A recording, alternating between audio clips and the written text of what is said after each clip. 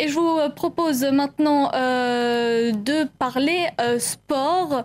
On va ouvrir une page sport. Ce qui retient notre attention aujourd'hui, c'est cette affaire de quotas dans le football français. Nouvelle révélation de Mediapart hier soir. Mediapart qui a révélé un graphique élaboré par la direction technique nationale. C'était l'époque bénie. 1998, les Bleus sont champions du monde. Une histoire d'amour en black, blanc, beurre entre Laurent Blanc, ses coéquipiers, et la France. 13 ans plus tard, patatras. Selon notre confrère Mediapart, des cadres de la direction technique nationale auraient bricolé dans leur coin des statistiques présumées sur l'origine étrangère des Français en sélection nationale de jeunes. Un graphique qui illustrerait les obsessions identitaires des techniciens du football français. Objectif supposé, prévenir un exode massif des jeunes sportifs, justifier des quotas. Ce qu'on doit regarder, nous, c'est quelle utilisation a été faite de ce graphique. Puisque le graphique en lui-même, identifier la part des nationaux et des binationaux, ne révèle rien. Je pense que ce sont des données quand même de base. Sans... Par contre, c'est qu'est-ce qu'ils en ont fait, qu'est-ce que potentiellement on a pu faire de ce graphique-là, qui peut être l'objet de difficultés. André Merel connaît bien la fédération. Responsable de l'Institut national du football à Clairefontaine, il a été licencié en septembre dernier. Les quotas, la discrimination, tout cela le surprend à peine. J'ai un peu l'impression qu'on est tombé dans le cliché. Petit, vif, technique, intelligent et blanc. Et de l'autre côté, il y aurait les grands, black, physiques et cons, quoi. Lui aussi a connu Clairefontaine et l'équipe de France. Ancien international, Luc Sonor pense que les jours de la direction technique nationale sont comptés. Est-ce que la Fédé peut exploser en vol ? Ah, il y a des chances, oui, parce que c'est quand même suffisamment grave. Et quand on voit la tournure que ça prend, il est bien évident qu'on ne doit pas être très fier aujourd'hui par rapport à cette situation. Laurent Blanc est en congé en Italie. Il doit être entendu avant la fin de ce week-end par les commissions d'enquête sur les quotas. Alors Benoît Perrochet nous a rejoint sur ce plateau pour cette page sport. Bonsoir Benoît. Nous sommes également en ligne avec Malek Bouti, ancien président de l'association SOS Racisme. Vous êtes désormais secrétaire national du Parti socialiste chargé des questions de société. Bonsoir et merci beaucoup d'être avec nous par téléphone.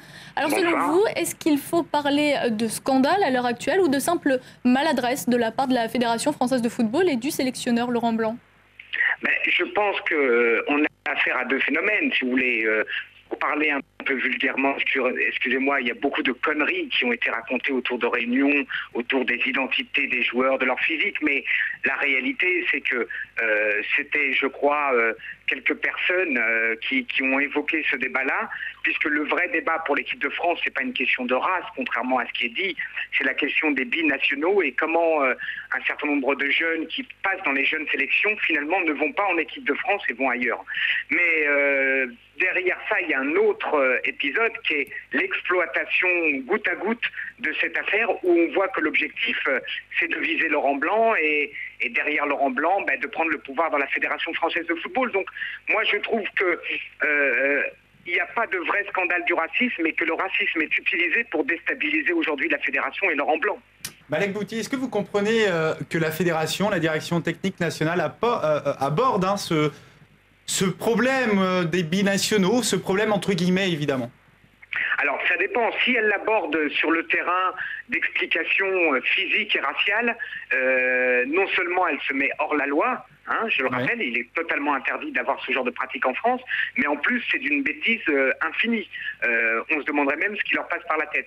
Si le problème par contre est de dire comment on peut faire pour éviter que toutes les jeunes générations qui ont souvent une double nationalité ou des origines étrangères ne partent pas dans d'autres sélections nationales et restent dans la sélection nationale française, c'est un vrai débat parce que quelque part, il faut quand même comprendre que sur les milliers de jeunes qui jouent au football en France, ils sont qu'une poignée à bénéficier de cette sélection, à bénéficier d'un encadrement, et ce serait anormal qu'ils finissent à l'étranger. Pourquoi ? Parce que l'équipe nationale, que vous soyez jeune ou adulte, c'est pas un club professionnel. C'est-à-dire, vous décidé d'appartenir à une nation. Et c'est quand même normal de ne pas pouvoir jouer sur tous les tableaux, de dire, si je décide de jouer avec l'équipe de France, je vais jusqu'au bout, même si je ne deviens pas, je dirais, membre de l'équipe de France A, je m'accroche. Et si on ouvre cette porte, alors quelque part ça veut dire qu'il n'y a plus de sens et que l'équipe nationale c'est une sorte de super équipe professionnelle mais qui n'a plus aucun sens.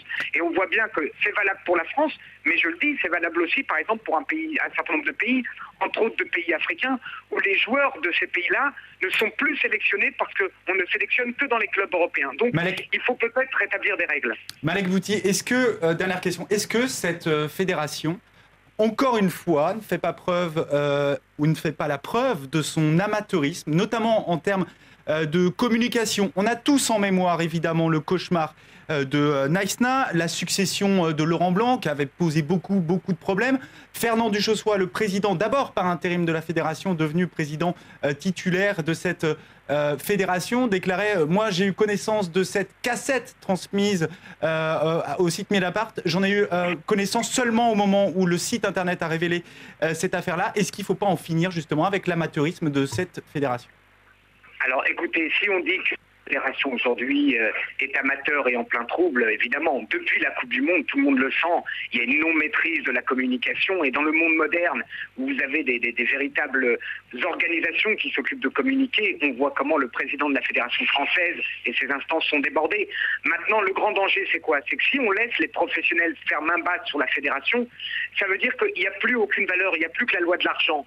Et pour vous téléspectateurs qui sont à l'étranger et qui suivent aussi bien le foot français que le foot européen, on voit bien aujourd'hui que les valeurs de ce sport sont devenues de plus en plus des valeurs financières et pourquoi pas demain les équipes nationales cotées en bourse.